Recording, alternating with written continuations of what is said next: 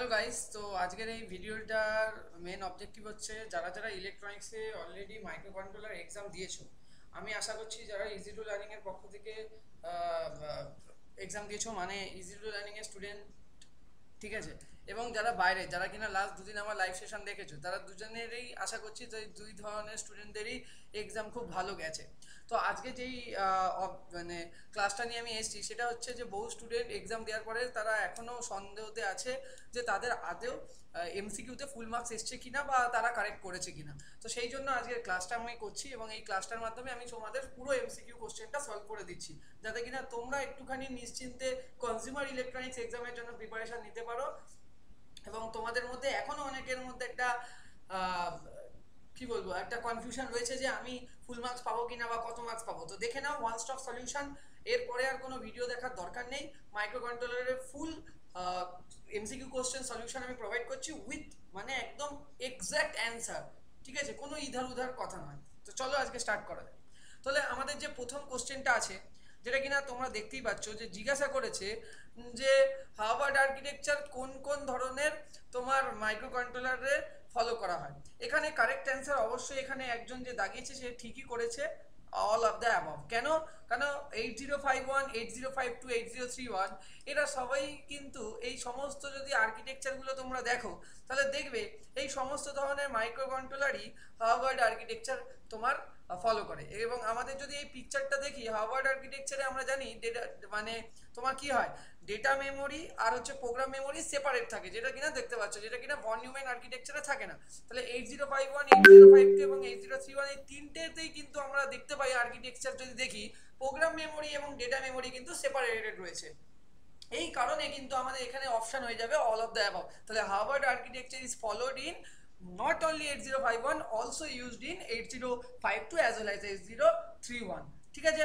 তারপরে আমরা যদি আমাদের ক্লাসে আমরা পড়েওছি এবং বহুবার আমরা ক্লাসে দেখেছি যে আমাদেরকে জিজ্ঞাসা করা হয়েছে, এবং আমার তোমরা যদি এমসিকিউ সলিউশন এক্সামের কয়েকদিন আগেও দেখো সেখানেও দেখবে যে অন চিপ র্যামের সাইজ কত হয় 8052 তে। আমি তোমাদেরকে একটা টেবিল দিয়েছিলাম, যে টেবিলে কিন্তু পরিষ্কার করে বলা ছিল যে 8052 অন চিপ রম কত হয়। তোমরা জানো অন চিপ রম 8052 কত হয়? তোমরা সবাই জানো তো?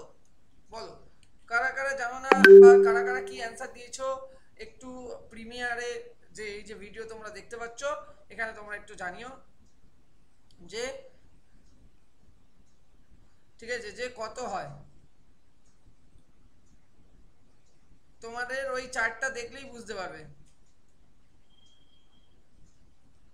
রম লেখা আছে না র্যাম লেখা আছে? দেখো, সরি আমি একটু ভুল পড়ে ফেলেছি। র্যাম, অনচিপ র্যাম কত হয়? 80 তোমার যদি 52 কথা বলো তাহলে তার অনচিপ রম কত হয় তোমরা এখানে জানো? 8052 অনচিপ রম হয় হচ্ছে 256 বাইট। তোমরা যে তোমাদের যে কি বলে ওটাকে, যে আগের দিন যে তোমাদের যে সাজেশন ভিডিও বানিয়েছিলাম আমি, এবং যেখানে আমি যে পিডিএফটা দিয়েছিলাম গ্রুপে, ওখানে দেখবে তো প্রত্যেকটা জিনিস চার্টেড করে দেখানো আছে। এবং অবশ্যই তোমরা জানো যে 8052 যে মাইক্রো কন্ট্রোলার সিরিজ, সেই মাইক্রো কন্ট্রোলার সিরিজ একটা এনমস টেকনোলজিতে একটা 8 বিট আর্কিটেকচারে ডিজাইন করা হয়, যার অনচিপ রম কিন্তু 200, on chip RAM, sorry not ROM, on chip RAM কিন্তু 256 বাইট রাখা হয়। এবং যার কিনা তিনটে তোমার টাইমার আর কাউন্টার থাকে, তাই না? তো ছখানা ইন্টারাপ্ট সিগন্যাল থাকে। তো এইগুলো কিন্তু ওই তোমার, এবং অনচিপ তোমার যদি রমের কথা বলি সেটা 8 কিলোবাইট থাকে, যেটা কিনা নর্মাল 8051 থাকে 4 কিলোবাইট। তো যাই হোক, অনচিপ যদি রম জিজ্ঞাসা করতো তাহলে 4 কিলোবাইট হয়ে যেত। এখানে হয়তো ভুল করে তাড়াহুড়ার বশতে অনেকে 4 কিলোবাইটও দাগিয়ে আসতে পারো। কিন্তু যদি এখানে তোমাদের 8052 জিজ্ঞাসা করেছে অনচিপ র্যাম কত, তাহলে সেটা হয়ে যাচ্ছে 256 বাইট। তাহলে অপশন সি কারেক্ট অ্যান্সার। এবার যদি আমরা আসি তাহলে আমরা এখানে দেখবো যে প্রোগ্রাম করতে দিয়েছে, বলেছে যে অ্যাকুমুলেটরে এই জিনিসটা তোমার এক্সিকিউশন হওয়ার পরে প্রোগ্রাম সেগমেন্টের আউটপুট কি আসবে বা অ্যাকুমুলেটর কন্টেন্টে কি তোমার সেভ হবে। তো তুমি এখানে পরিষ্কার দেখতে পাচ্ছ এমওভি এ কমা হ্যাশ 47H, এটা একটা কি, এটা হচ্ছে তোমার ইমিডিয়েট অ্যাড্রেসিং মোড, তাই না? মানে যেখানে তুমি কি করছো, ডেটাটাকে ইমিডিয়েটলি তুমি অ্যাকুমুলেটর কন্টেন্টের মধ্যে স্টোর করছো। আর মুভ কি করে, মুভ কপি করে আনে ডেটাটাকে, কপি করে আনে, তাই না? এবং আরেকটা ডেটা তুমি যেখানে রেখেছো সেটা হচ্ছে 65H, 65H হেক্সাডেসিমেলে রয়েছে। তো সেটাকে তুমি কোথায় মুভ করাচ্ছ? রেজিস্টার ব্যাংকে, কোনো একটা রেজিস্টার ব্যাংকে তুমি কোনো একটা রেজিস্টারের মধ্যে কপি করে রাখছো। এবং তারপর কি করছো, অ্যাকুমুলেটর কন্টেন্টের সাথে ওই আর নট বা 80 যে রেজিস্টার ব্যাংকের যে রেজিস্টারের মধ্যে তুমি এই 65টাকে রেখেছিলে ডেটার আগে, সেই ডেটাটার দুটোকে তুমি অ্যাডিশন করছো। তাহলে এটা সিম্পলি যদি আমরা অ্যান্সারের কথা বলি, সবার প্রথম কথা আমাদের কি করতে হবে, আমাদের কিন্তু তোমার এই যে তোমার কি বলবো, এই যে তোমাদের 47 আছে তাকে তুমি কিন্তু কনভার্ট করবে। কিসে কনভার্ট করবে স্যার? একে কিন্তু তুমি প্রথমে হেক্সাডেসিমেল থেকে ডেসিমেলে কনভার্ট করবে। তো ডেসিমেলে কনভার্ট করলে তুমি জানো কিভাবে করতে হয়। 47H কে যদি আমরা ডেসিমেলে কনভার্ট করি তাহলে হয়ে যায় 4 × 16 প্লাস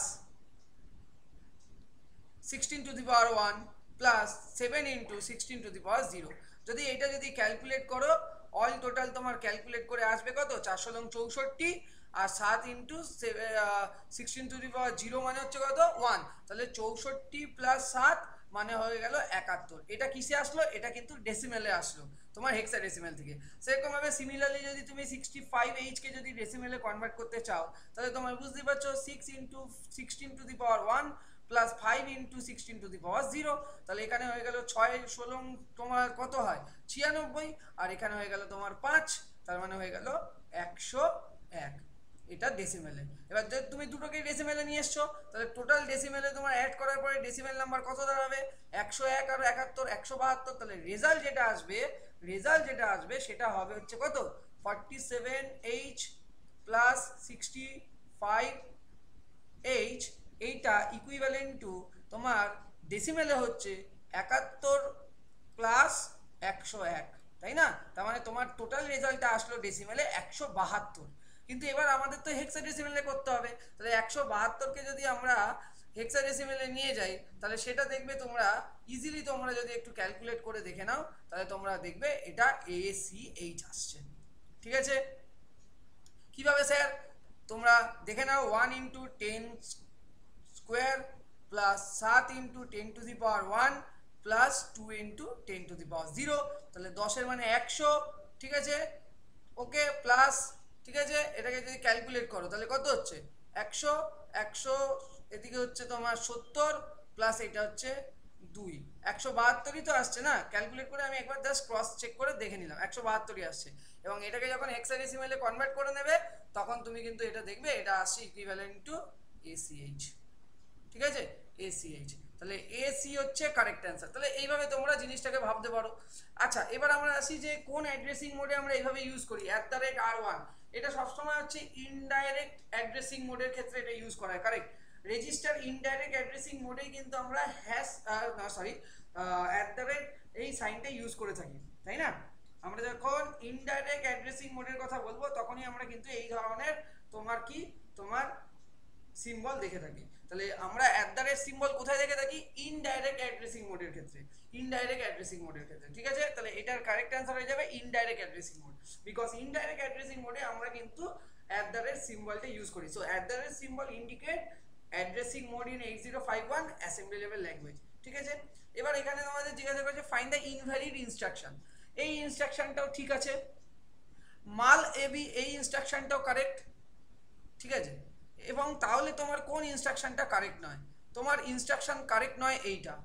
কেন এই ইনস্ট্রাকশনটা কারেক্ট নয়?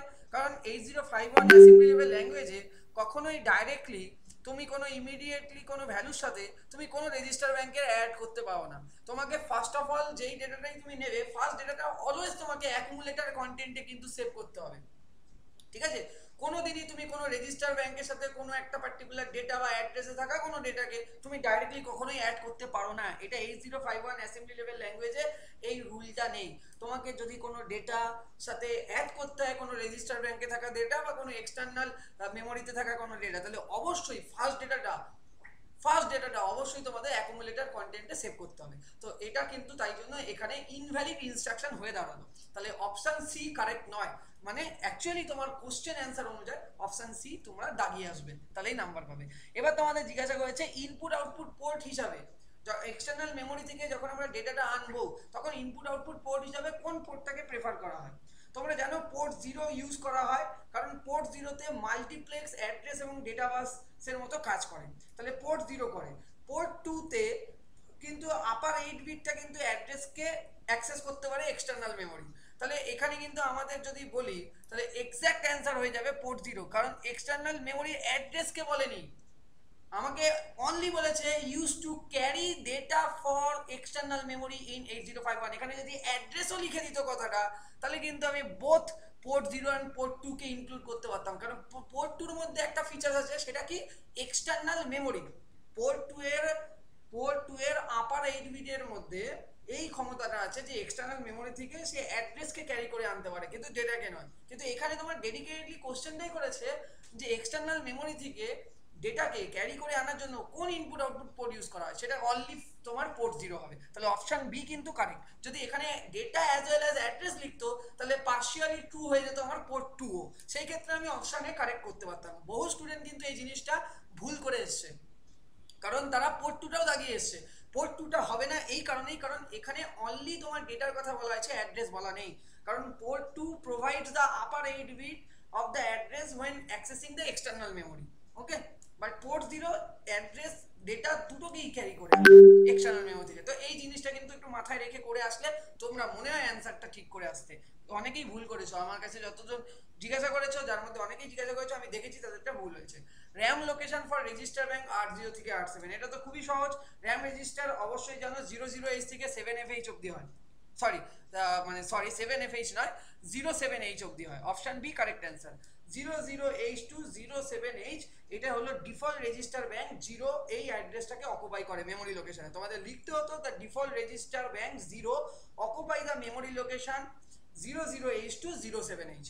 আবারও বলছি, the default register bank 0, the default register bank 0 অকুপাইজ the memory location 00H to 07H। তাহলে এখানেও অপশন বি হয়ে গেল কারেক্ট। তাহলে RAM location for register R0 through R7 of default register bank always occupy করবে 00H to 07H, ওকে।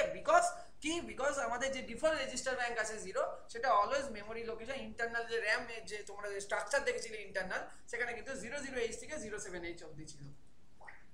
কোন instruction দিয়ে আমরা 8051 এর টাইমারকে অন করি? এটা সবাই জানো, টিকন।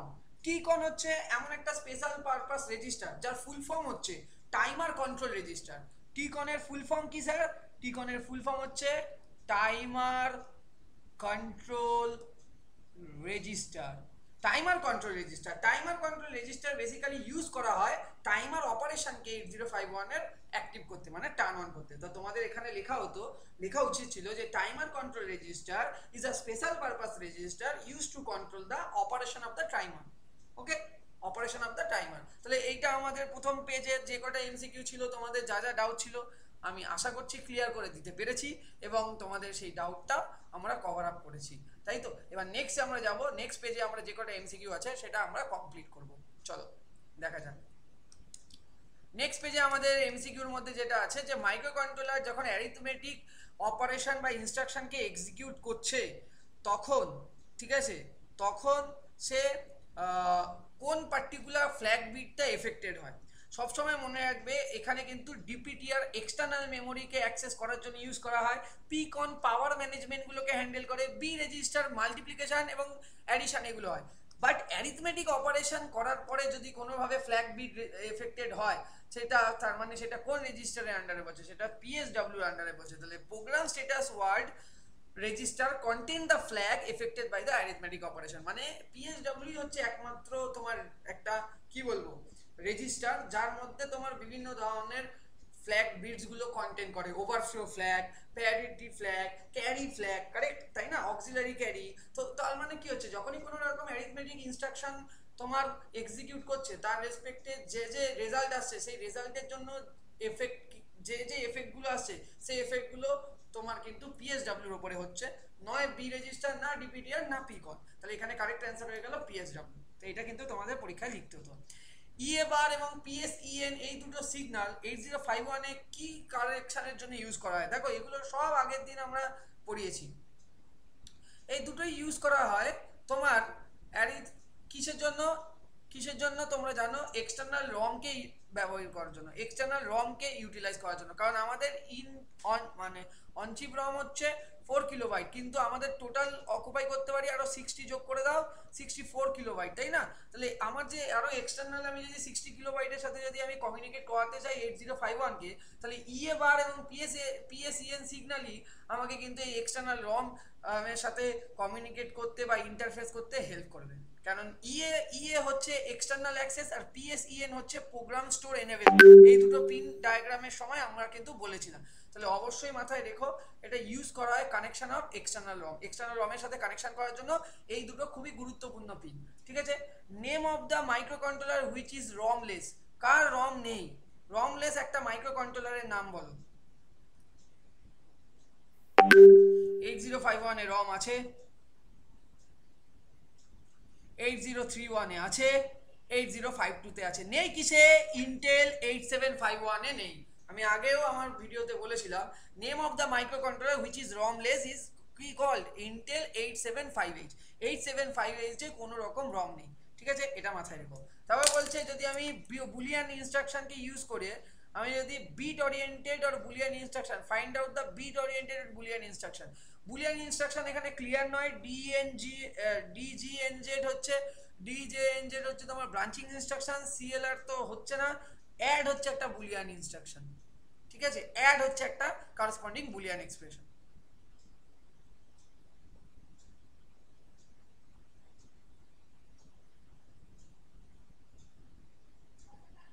হুম, হ্যাঁ, তাহলে add instruction is not a Boolean instruction or not? এটা একটু তোমরা জেনে বলো আমাকে।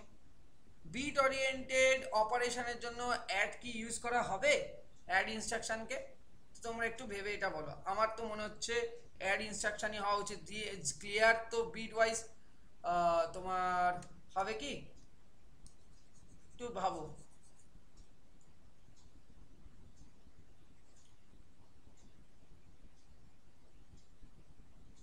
তোমরা একটু ভাবো কি হতে পারে। আমার তো মনে হচ্ছে অ্যাডই হবে।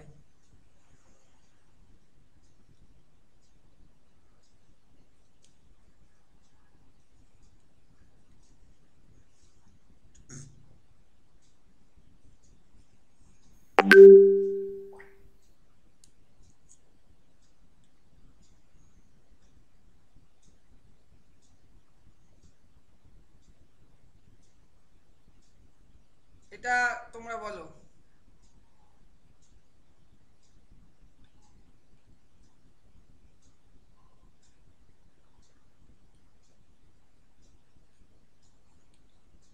আমার তো মনে হচ্ছে অ্যাড হতে পারে, বাট আমি তবুও ভাবছি ক্লিয়ারটা কি আদেও হবে।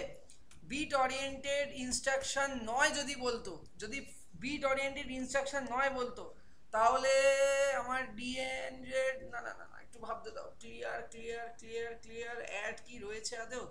না, এখানে কারেক্ট অ্যান্সার হয়ে যাবে সিএলআর, ক্লিয়ার। ঠিক আছে, এগুলো একটু মুখস্থ রাখতে হয়, তো চার্টটা খুলে একটু দেখে নিও।